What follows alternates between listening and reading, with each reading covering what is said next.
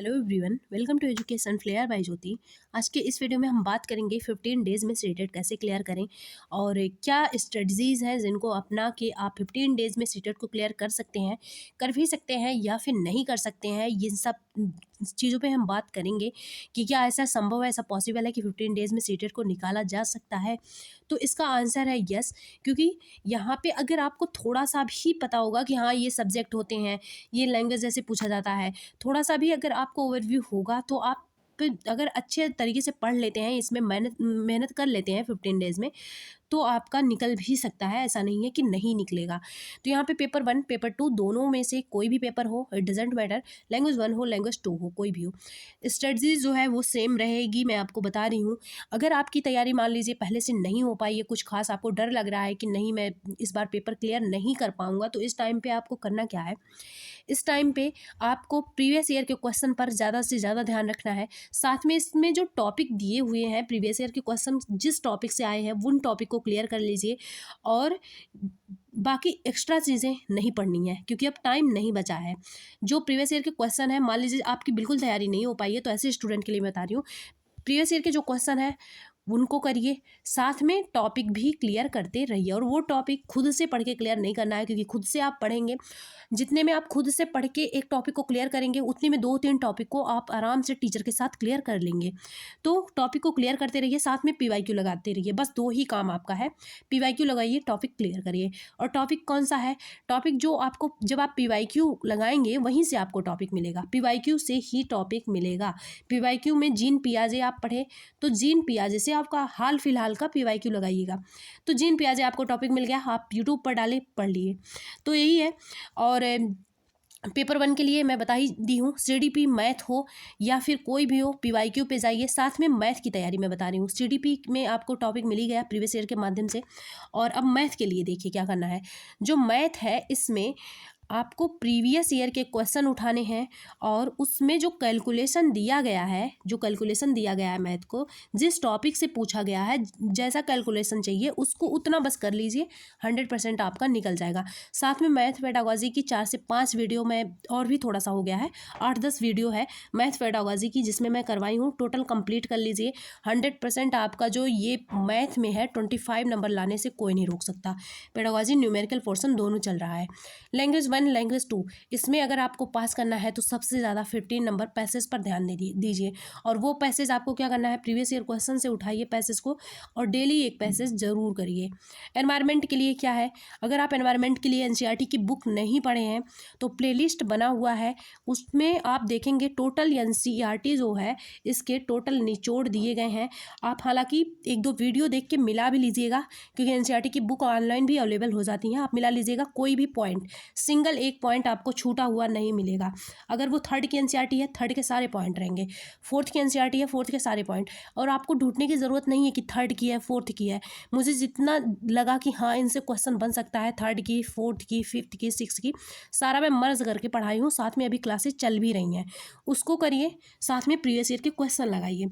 हाँ, और अगर आपको भरोसा होता हो, अगर भरोसा कर सकते हैं, तो आप ये जो प्लेलिस्ट बना हुआ है, चाहे वो सीडीपी का हो या फिर मैथ का हो या फिर आपका ईवीएस का या फिर आपका लैंग्वेज का, लैंग्वेज में हिंदी का, तो आप जितनी प्लेलिस्ट में मैं वीडियो सेव कर रखी हूँ अगर उसको लगाते हैं, साथ में प्रीवियस ईयर के क्वेश्चन भी करा रही हूँ, उसको भी करिए।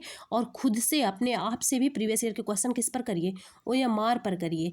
प्रीवियस ईयर के क्वेश्चन ओएमआर पर 2-4 कर लीजिएगा, जरूरी नहीं है ओएमआर पर ही करें, लेकिन प्रैक्टिस ओएमआर पर ज़रूर होना चाहिए। लेकिन प्रीवियस ईयर का जो क्वेश्चन है 2.5 आवर में, 2.5 घंटे में एक पेपर ज़रूर डेली करना है।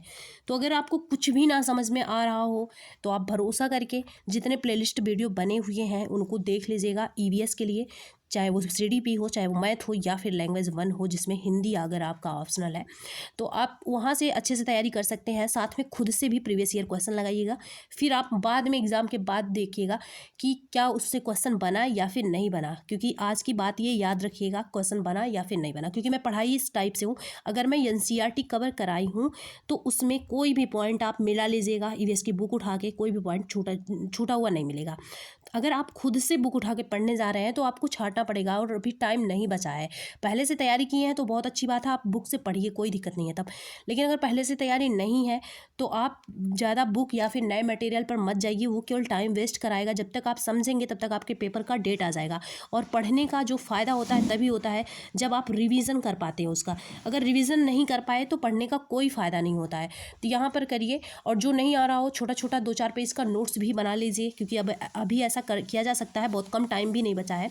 पेपर 2 के लिए भी CDP है, लैंग्वेज है, और साथ में साइंस वर्ग वाले जो हैं उनका प्रैक्टिस सेट चल रहा है। ओके, तो आप सभी को यही करना है। अब इस टाइम पे प्रीवियस ईयर को क्वेश्चन ज़्यादा से ज़्यादा लगाइए, साथ में प्रीवियस ईयर में जिस टॉपिक से क्वेश्चन बना है सिर्फ उसी टॉपिक को करिए।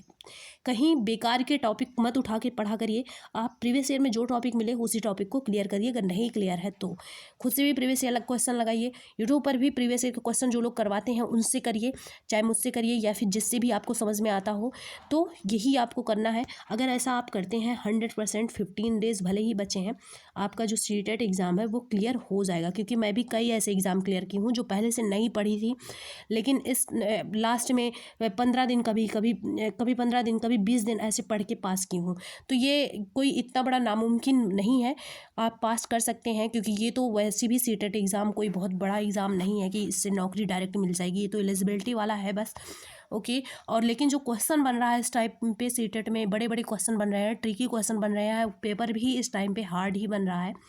तो अगर आप प्रीवियस ईयर के क्वेश्चन लेटेस्ट वाले करते रहते हैं, साथ में प्रीवियस वाले जो क्वेश्चन होते हैं वो भी रिपीट होते हैं, उनका जो टॉपिक होता है वो रिपीट होता है, वो क्वेश्चन तो नहीं रिपीट होते, लेकिन टॉपिक मैं देखी हूँ, पढ़ाती हूँ, प्रीवियस ईयर के क्वेश्चन बहुत ज़्यादा टॉपिक रिपीट होते हैं।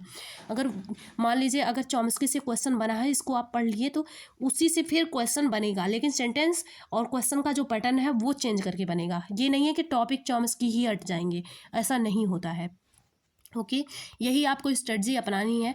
अगर लैंग्वेज वाले में अच्छा नंबर स्कोर करना है, 15 नंबर का जो पेडागॉजी वाला पोर्शन है ये तो पढ़िए ही, साथ में 15 नंबर का पैसेज पे सबसे ज़्यादा ध्यान दीजिए। क्योंकि पैसेज से नंबर गेन करना बिल्कुल फ्री का काम है, पैसेज से नंबर गेन करना बहुत आसान है। और पैसेज में भी आपको क्या करना है, पैसेज में भी 3 से 4 नंबर के ग्रामर के क्वेश्चन पूछ लिए जाते हैं, जिनमें आपको संधि है, हिंदी की बात कर रही हूँ मैं, संधि है, समास है, और जो संज्ञा, सर्वनाम, क्रिया, विशेषण ये सारे हैं इनको पढ़ लीजिएगा। उपसर्ग ज़रूर आता है, प्रत्यय ज़रूर आता है, एक शब्दों के लिए, अनेक शब्दों के लिए एक शब्द, मुहावरा वगैरह थोड़ा सा देख लीजिएगा। मतलब कि बहुत हल्का ग्रामर इसके लिए पढ़ना है, कोई मोटी बुक मत उठाइएगा। बस आपके लिए होता नहीं है 50 पेज में भी कोई है हिंदी की बुक पतली सी, तो उससे आपका काम हो जाएगा।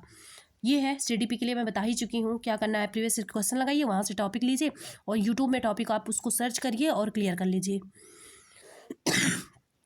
मैथ के लिए कैलकुलेशन उतना ही करिए जितना प्रीवियस ईयर में पूछा गया है।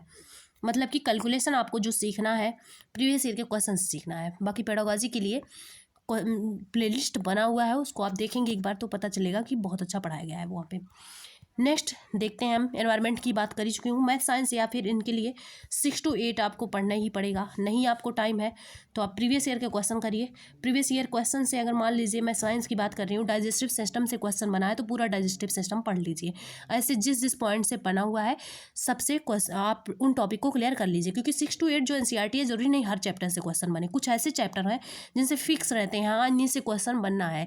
तो ऐसे चैप्टर से अगर आप पढ़ाई करेंगे, उन्हीं टॉपिक को अगर आप क्लियर कर लेते हैं तो आपका टाइम भी बचेगा, साथ में आप पास भी हो जाएंगे। और पास होने के लिए चाहिए ही क्या, इसमें 90 नंबर चाहिए। अदर कास्ट से बिलोंग करते हैं, मतलब कि कैटेगरी वगैरह से, तो आपका 82 में ही हो जाएगा अपनी स्टेट के लिए। और 90 नंबर चाहिए अभी, हालांकि इसका नंबर जुड़ तो नहीं रहा है, पासिंग मार्क ही काफ़ी है इसमें। ओके, अगर पसंद आए तो सब्सक्राइब कर लीजिएगा, शेयर कर दीजिएगा। Thanks for watching.